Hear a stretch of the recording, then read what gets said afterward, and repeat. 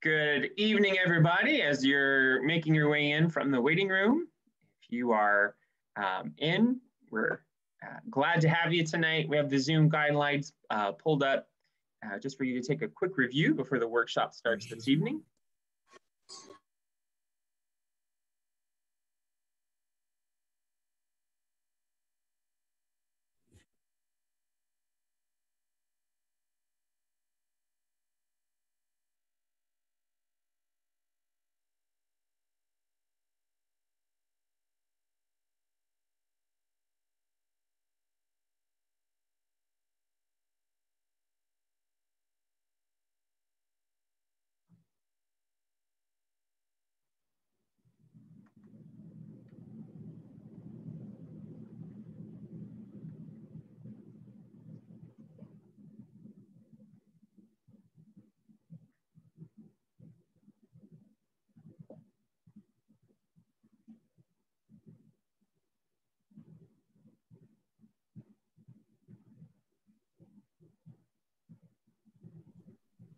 I think we should be good for now.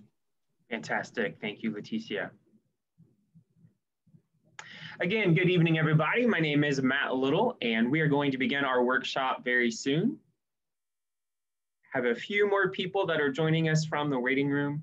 Thank you for choosing to be a part of the Habits of Vocational Discovery AV8 workshop tonight. With the weather as it is, I hope you're all staying warm, safe, and dry. Before we get started, allow me just to remind everyone of the Zoom guidelines for our AV8 workshop this evening. Remember, you do need to be logged in with an authenticated Zoom account to enter any PathPoint eligible event and to earn the point. That applies to tonight. There will be times throughout this evening's workshop that I call on you for your take or your opinion or your thoughts. Aside from those moments, though, we do ask that your microphones stay muted, just so that there are no interruptions to the program tonight. Remember, you do need to be individually logged in, so no crowding around a camera. Everyone does need to be individually logged in so we can see your name and award you the point accordingly. Probably most importantly, remember you do need to be fully engaged throughout tonight's session. So this means your camera does need to be turned on. We need to be able to see your face, and we need to see that you're engaged. So if your back is to us, if it's clear that you're doing something else and not really paying attention, you may not get a point. We are fortunate to have some of our ACE team on the call tonight. They will be watching that. And I'm also very fortunate because one of our career peer mentors from Career Services, Leticia De Leon, is on the call tonight as well. She will be watching the chat. If you have any challenges or concerns, please feel free to chat. Leticia, you can message her. She'll be there to help. If you have questions about the content tonight, I will stop periodically to take questions. Feel free to put those in the chat or to send those to Leticia. She will share them at those times. All right, with all of this said and covered, let's go ahead and get started. Welcome to Habits of Vocational Discovery. As I said, my name is Matthew Little, and I am the career advisor to the School of Business Administration here at the University of Dayton. I also teach a class, UDI 166, Choosing a Major or a Career. It's a mini course that helps students choose a major or a career that they may want to pursue. In that class, one very important area that we focus on is self-assessment, understanding who we are, because that's a very critical part of knowing where we are going and where we want to go in the future. When we think about self-assessment, I encourage students to think about their interests, their personality, their skills, their values, but also their vocation. And that's what we're going to focus on tonight. Not only what vocation is, but what are some of the intentional habits that you can develop to discover your vocation? On that note, I want to start off by checking in with you, asking you a couple of questions. I'm curious, when you hear the word vocation, what comes to mind? going to call on someone kind of randomly just to hear what they think of when they hear the word vocation. I'm going to ask Joshua Winger. Will you tell us what comes to mind when you hear the word vocation? So it's kind of like what you're called to do, what you have a strong desire of, what you feel like you were put on this earth to do. Very well said. Thank you. Great response. A sense of calling, a sense of what was I placed on this earth to do. Thank you, Joshua. I'm curious, how much time would you estimate you spend thinking about your vocation? Maybe specifically since starting here at the University of Dayton. How much time do you think you've invested into thinking about this? Use your emojis to answer this question. How many of you would say you've thought about what your vocation is at least once since starting here at the University of Dayton? If that's you, use the hand emoji to raise your hand and to show it.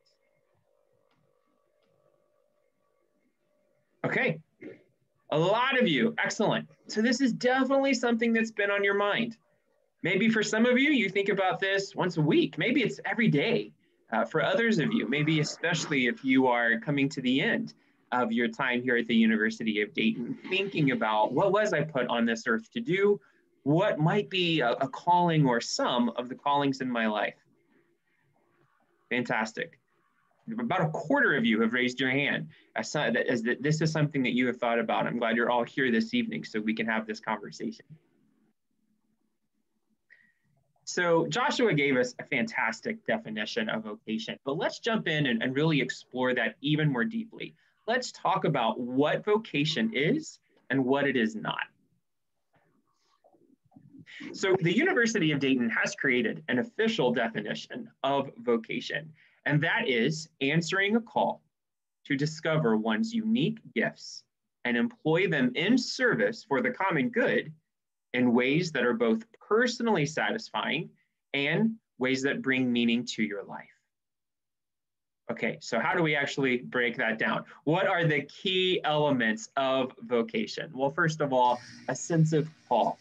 Josh mentioned that it's in the definition that with vocation, there is a sense of calling. Now that calling might be external. Maybe you feel like that God or some power outside of you seems to be calling you, directing you to something specific with your life.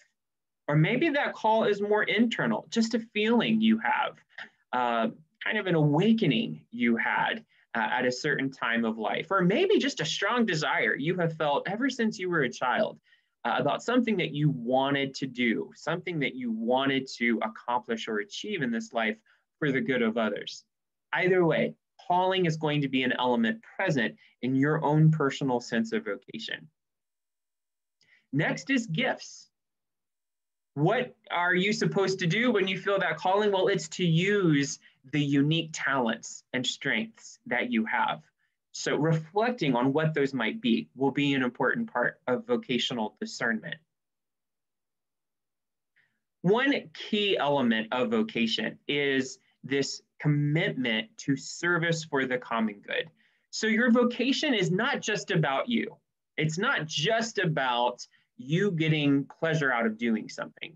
It is about doing something that is going to benefit the good of everybody, something that is going to serve the common good. Oftentimes in my choosing a major course, when we spend time thinking about vocation, students will say something like, I just want a job that makes me happy. And that's a great desire. We all want that. But that is not vocation. A job that makes you happy might be a part of your vocation, but it is not vocation in and of itself, because it really speaks to a broader spectrum of serving the common good. Personal satisfaction, though, is definitely a part of your vocation. So you are using your strengths and talents to serve the common good in a way that does bring you fulfillment. You shouldn't hate living out your calling. There should be some element of deep fulfillment that you find in doing so. And that calling is going to bring meaning to your life. It's going to kind of answer that question Josh referenced about, why was I placed on this earth? It's going to be the motivation you feel when you wake up in the morning during that season or in that calling that you're living out. It will provide deep meaning to you. If you're still struggling with the definition, trying to figure out what this means or what this looks like, I would encourage you to maybe spend some time thinking about what vocation is not. So again, vocation is not just about your happiness. We really covered that. Vocation does focus on how you can serve others, but it's also not just for religious purposes. Sometimes when we talk about vocation, a lot of students will think we're only talking, especially if they come maybe from a Catholic background, that we're just talking about priests. That if someone feels called into the priesthood or into a life of committed service and ministry, that is what vocation is. That could be a vocation, but it really goes beyond the traditional church definition. And again, vocation is more than just about your job. Your career, what you do from 8 to 5, Monday through Friday to make money, might be a part of you living out your calling, but it might not be. Your calling might really fill other areas of your life. So it's not just your job. This is the part that I want you to think about. If you're still struggling with the definition of calling, think of it this way. What do you find easy to do that others seem to find difficult that you can use to help other people? So let's go over that one more time. What do you find easy to do that others seem to find difficult? So what do you seem to be uniquely gifted to do that you can use to help other people? The answer to that question is probably pointing you in the direction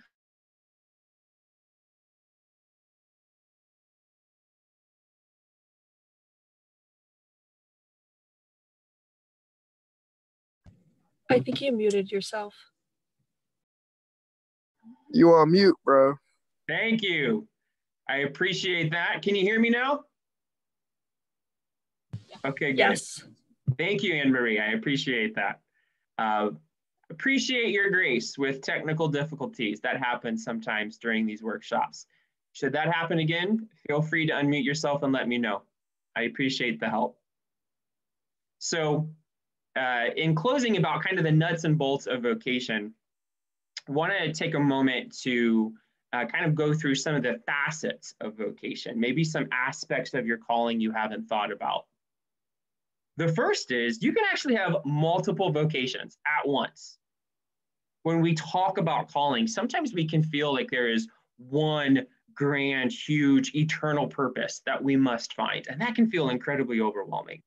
Truth is, oftentimes we have multiple callings. Maybe right now, everyone on this call is a student.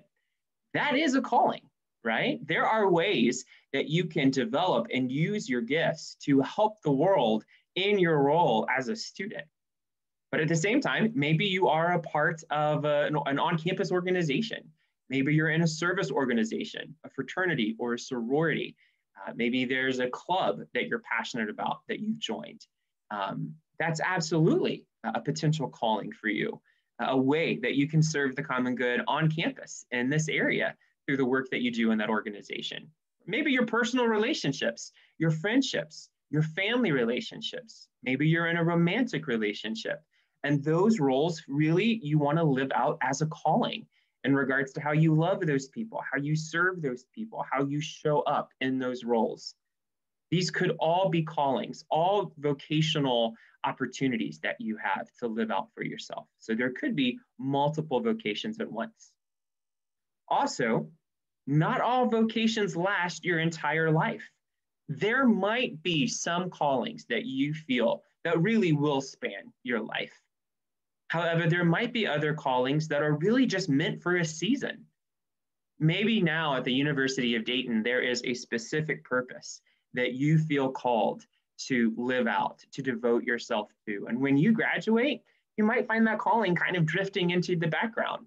It was work meant to be done for a season. It was good meant to be invested into for a season, but not necessarily your entire life. And that's okay. So that really breaks down all the various pieces of vocation that we want to think about as we really try to get a grasp of what this topic is. Now let's discuss the habits, the practices that you can put into place to discern what your calling really is.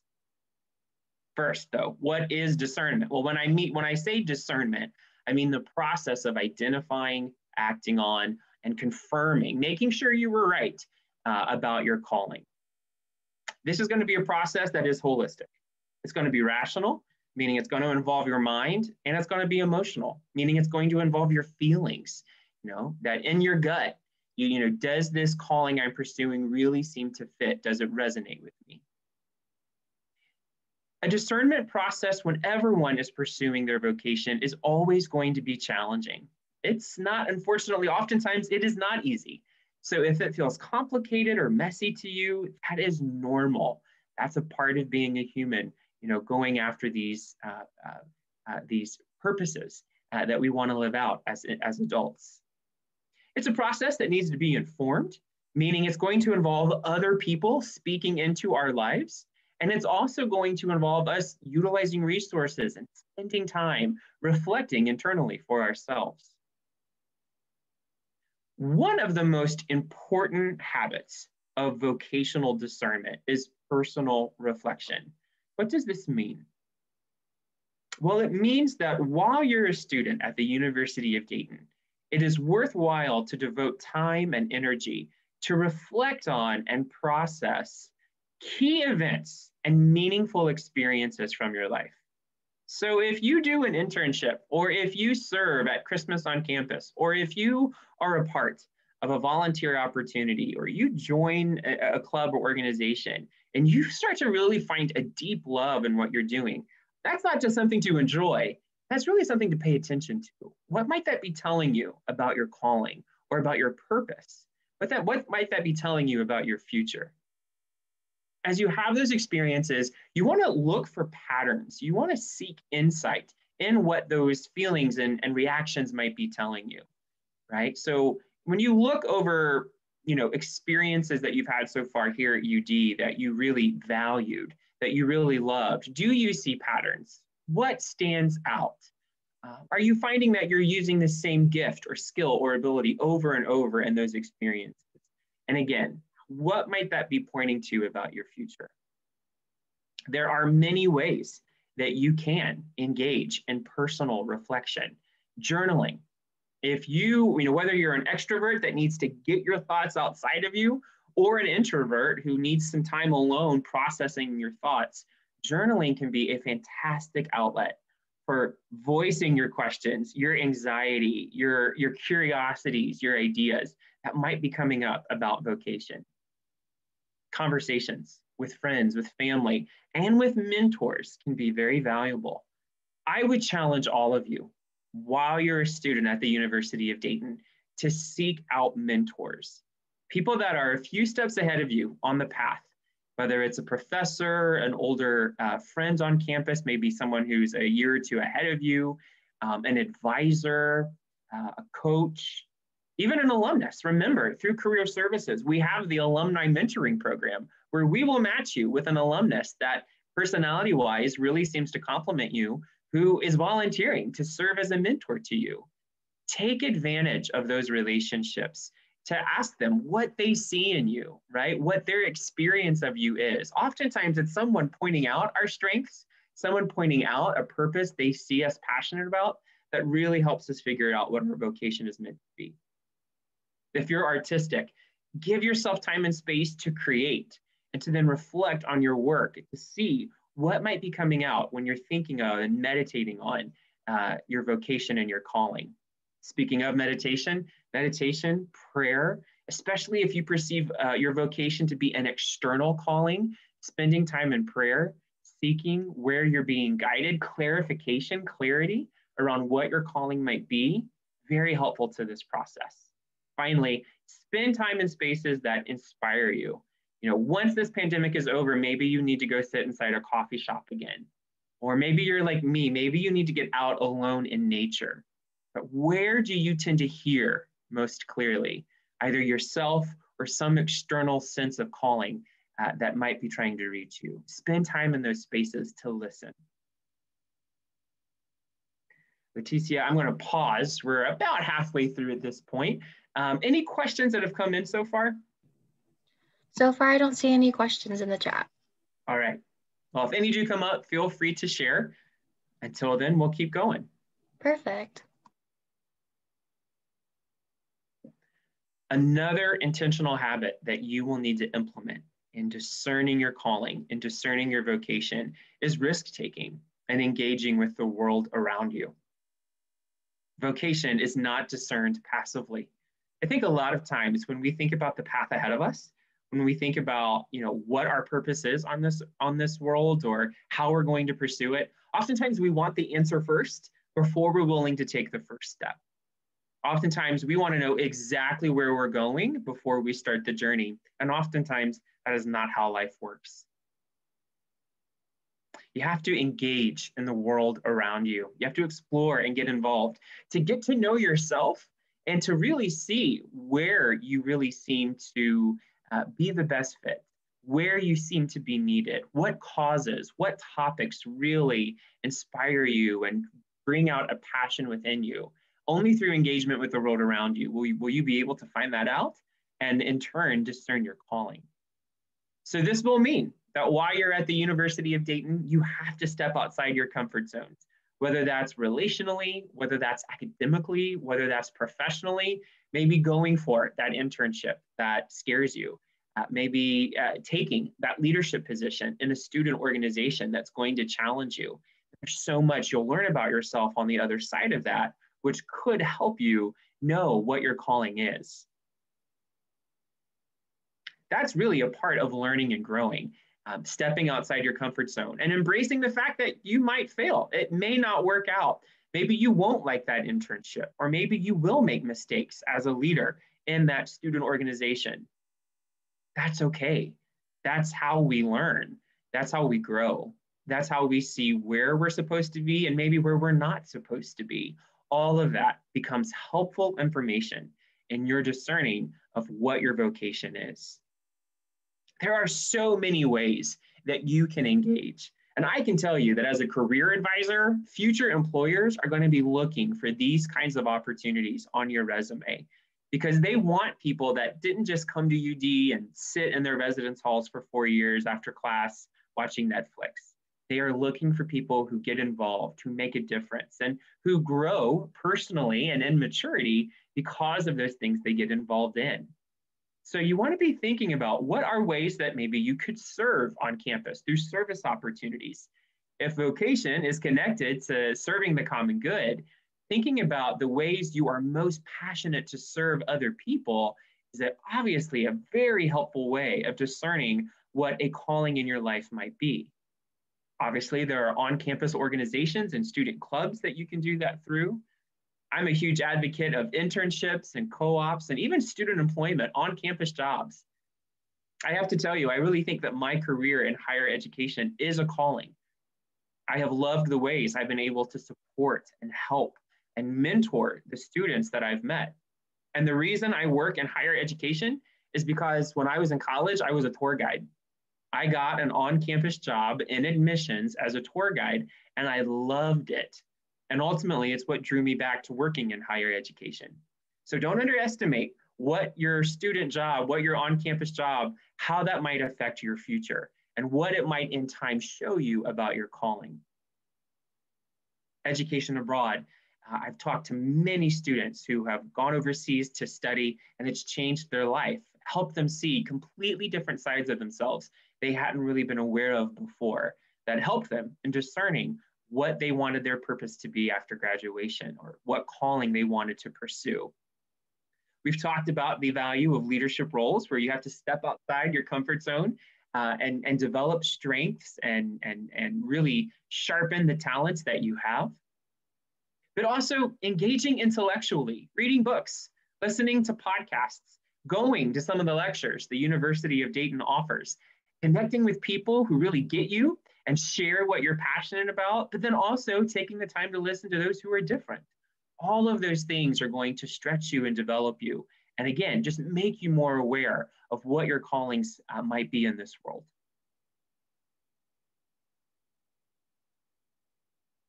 A few specific practices that you can put into mind are what I'm going to cover now. And one of them is called visioning. Visioning is where you spend some time to intentionally picture yourself in the future, to think about what your life might look like in 5 years or 10 years or 20. When you practice visioning, spend some time, even if you're just like chilling in your room and with your eyes closed, thinking about this. Reflect on, in 10 years or in 20 years, when I'm 30 or 40 or 50, what kind of work do I envision myself doing? What does my personal life look like? Am I married? Do I have children? Am I in a relationship? Where do I live? Where am I living? What does the place I live in look like? What hobbies maybe have I developed or invested myself more into? Am I volunteering? What are the causes that I care about? Even just geographically, where do I live? Did I stay in Ohio? Did I move home? Did I leave the United States and go somewhere else? All of these can really begin helping you unearth, kind of dig out some callings you might be feeling and thinking that start to show up when you envision your future and who you want to become and what you want your life to look like. Let's practice a visioning exercise right now. I need everyone to close their eyes for a moment and imagine yourself at your retirement party. So imagine yourself at the age of 65, 70. What does your retirement party look like? Think about the physical space that it's in. Think about who might be there. Now imagine that someone gets up. Maybe it's your boss. Maybe it is a colleague. Maybe it is a client. And they get up to give a speech about you. To say, to really honor your career. What is it that they're talking about? Can you imagine what they're talking about when they cover your achievements? What does your legacy seem to be as they talk? What have you accomplished in the 40 to 50 years that you have ahead of you? If there are any specifics that are coming up as you create this vision in your mind, those specifics might speak to your calling, to vocations that you might be in the process of being led to. Because when you're thinking about who do I want to become, how do I want to spend and use my life, what do I hope my legacy is when I am 65 or 70? All of that is valuable information that you can use to begin really sifting out those purposes that will inspire you to get up every morning, the reasons that you've been placed here on this earth. Maybe visioning wasn't super helpful for you. Maybe there are other ways. Maybe you need more external feedback. Well, a second intentional habit that you can implement is developing for yourself a personal board of directors. Now, obviously, we know all of us need a team. We need individuals who can serve as trusted advisors for us. So I encourage you, stop and think, who are your trusted advisors? Are they family? Are they friends? Is it a coach or a mentor or a former supervisor? Who are the people that you know will be honest with you, but in a constructive way? Who are the people you trust? Who are the faithful people in your life that are by your side through thick and thin? These are all individuals that I would encourage you to really start to view as your personal board of directors. Individuals with whom you can authentically share what you're learning about yourself, maybe the challenges you're having at UD, the successes you're experiencing at UD, and what that is starting to show you or teach you about your purpose or your purposes in this world. And seeking, not just talking for them to hear, but also seeking constructive feedback from them. What talents and strengths do they see in you? How have you affected their life? What are some of the shortcomings that maybe are in your blind spot right now that they see? All of that great information for discerning what your callings might be. If possible, really try to check in often, maybe even set aside time, a standing coffee date you have with this individual every time you're home, or maybe every other week on campus if life is really busy, where you can sit down and share. Maybe you are advisors to each other, but you develop a relationship where conversations about where you're going, what you're learning about yourself, and what vocations you really start to see becoming clear in your life. Conversations where those are normal topics that you can explore together. So valuing the community that you can develop around you to help you in this process. Now, those were just a couple ideas on my end. I'm curious, I'm going to open up the floor for some collective wisdom. What have you found to be most helpful in discerning your calling or vocation? Feel free to unmute yourself and volunteer. I'd love to hear from others. What have you found to be helpful in discerning your calling?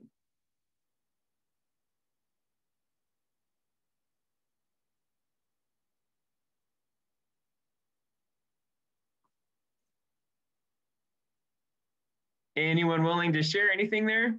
I think just like talking Sure. to people who know me for who I am, and like talking to them, and also who have like maybe experienced something similar, to understand their process and how I can adjust mine, to maybe have a better experience. Absolutely. Thank you for sharing that, Remy. Do you, what are maybe some things that others have done that they've shared that they've done to help them discern their calling that maybe stuck out for you when you were having those conversations? I know like my sister, she just moved like 7 hours away. So I think for her, it was like just following what she's always wanted to do. Yeah. And just like trusting the process. And it came like when she was least expecting it. So she really just had to trust it, and she had the support of like everyone around her. Sounds like she had an excellent board of directors who were encouraging her. That's fantastic. I'm curious, where did she move? To Chicago. Excellent. Oh, and if you're going to Chicago, there are a ton of UD alumni there. So yes. Even more people that you can get to know and hopefully build relationships with. Well, thank you for sharing that, Remy. I really appreciate that. I think someone else might have been started around the same time. Yeah, I said parents. Sorry, no, you can go ahead, little bro. Oh, thanks. Yeah, I was about to say, like, looking at things that inspire me is one way to see what my calling could be. And what does inspire you, Matthew? What are maybe some of the things that you focus on?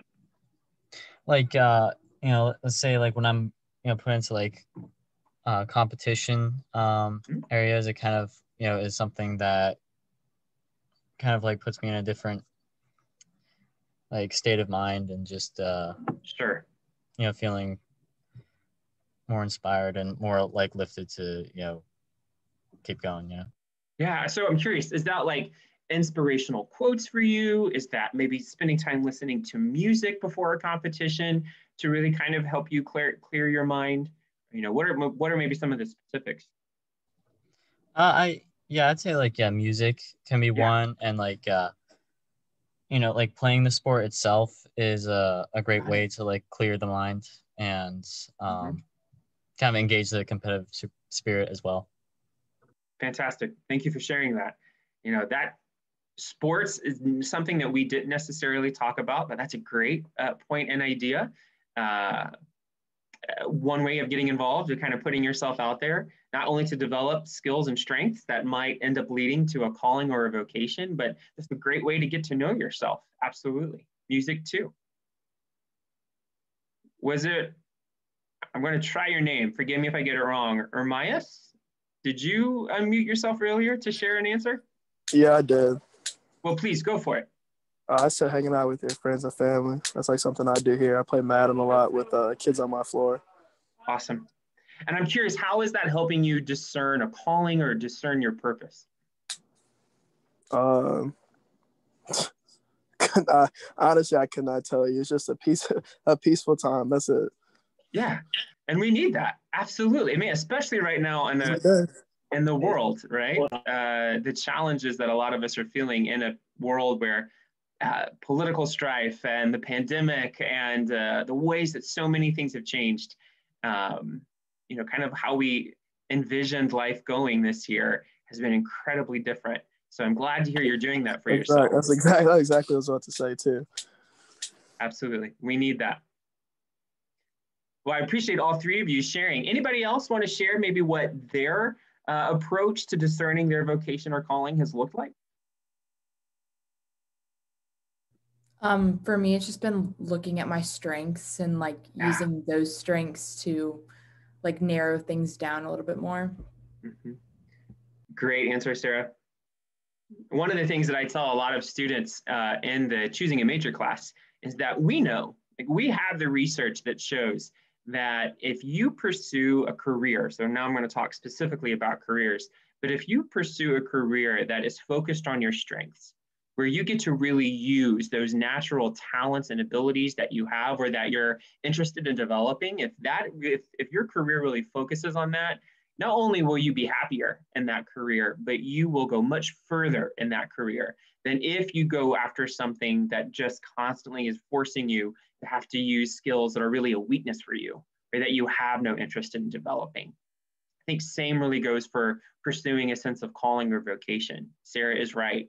Thinking about what are my talents, what are my strengths, and using those and finding opportunities to use those can absolutely help you discover a calling or a purpose in the world around you.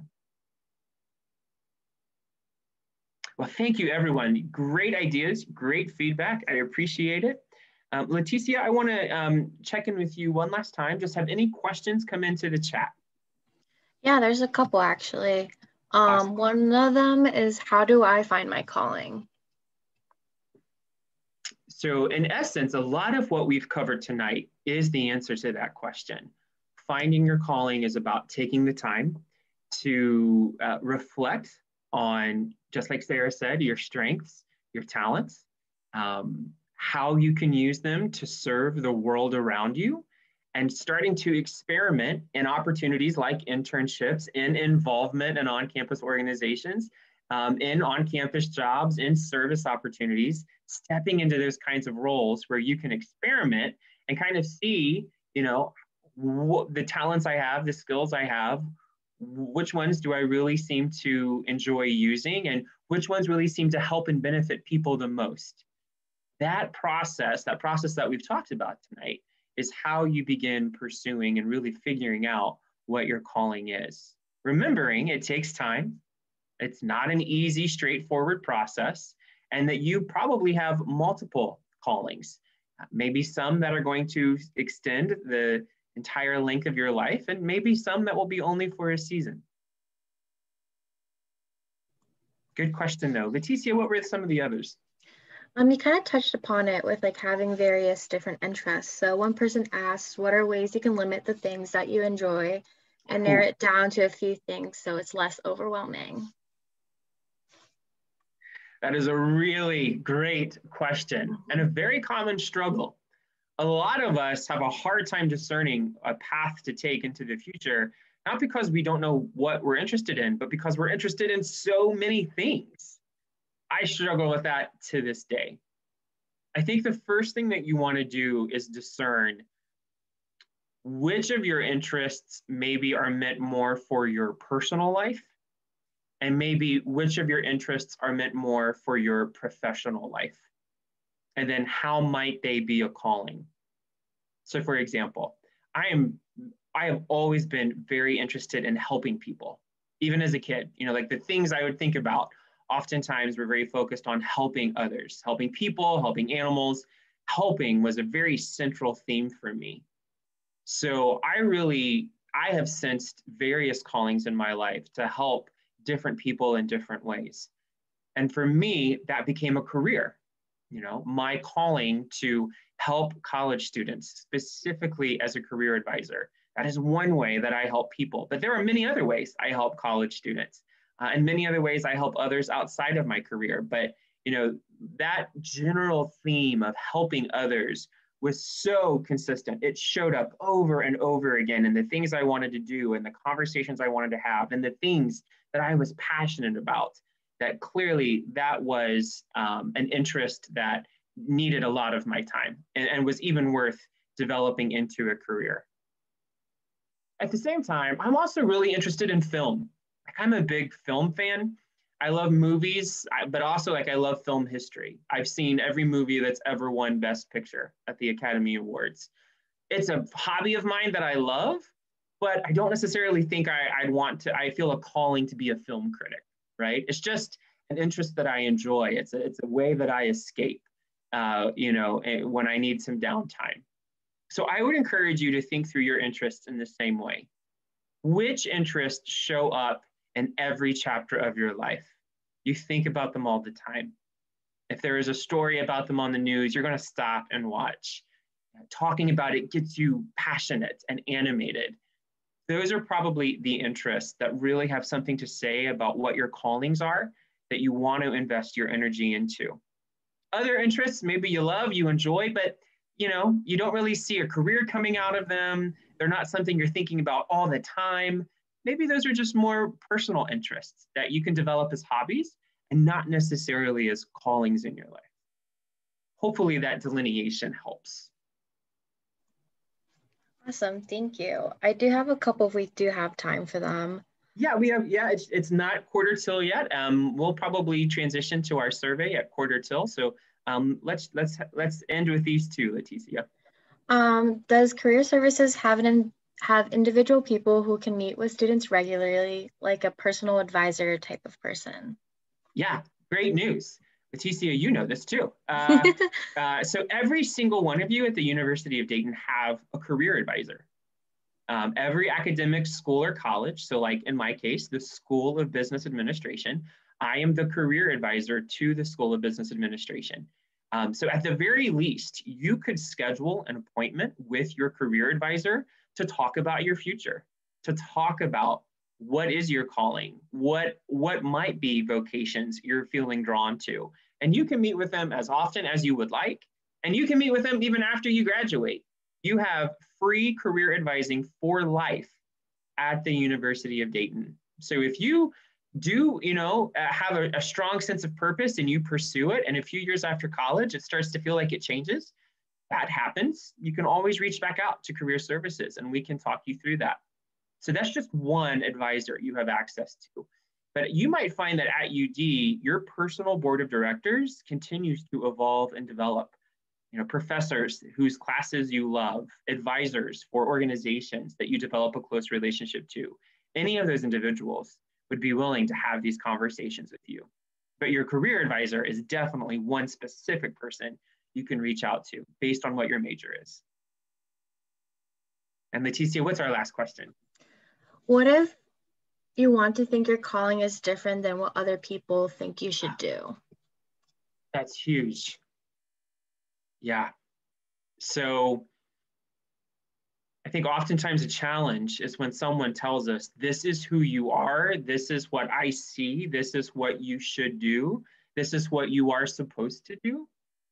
And when we don't agree with that, when we feel an internal conflict, if you're feeling that, I would encourage you, spend some time in personal self-reflection, journaling, talking to other people about it, individuals that you trust. If you need to, take a hike, go be out in nature once the weather is nicer, spending some time thinking and reflecting, because sometimes people see skills and talents and passions in us that we don't see or that we don't trust. And maybe we need to listen to them. Other times, though, people think they know us better than we know ourselves, or they've created a vision of our life that they think we should live based more on them and how they maybe wish their life was looking. That doesn't necessarily sync with who we actually are. So I think you might need to spend some time discerning, are they pointing out something that I know is there that I just, don't trust or I'm scared to admit? Or is this person really trying to force their version of life on me and I know it's not a good fit?